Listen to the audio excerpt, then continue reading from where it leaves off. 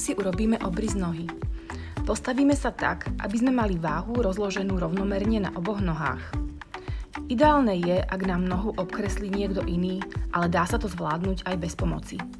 Ceruzku pri robení obrysu držíme naklonenú jemne smerom od nohy, tak, aby bola jej zastrúhaná časť kolmo voči podložke.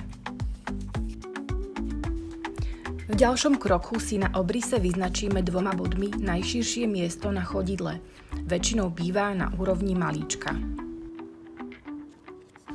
Potom si vezmeme pravítko a spojíme 2 najvzdialenejšie body na chodidle, stred päty a najdlhší prst. Údaj zaznačíme vedľa linky. Rovnako odmeriame aj najširšiu časť pôdorysu chodidla a údaj zaznačíme do obrysu.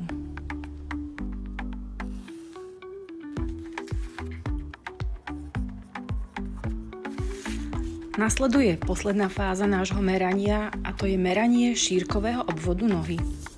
Postavíme sa znovu na obrys, vezmeme si prúžok papiera veľkosti A4 a na úrovni maličkového klba ho obtočíme okolo chodidla.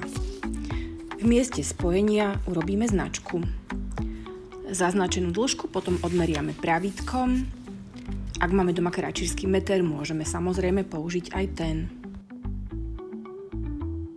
Takže si to zhrňme. Máme 4 údaje: obrys nohy, dĺžku chodidla, šírku pôdorysu a šírkový obvod chodidla.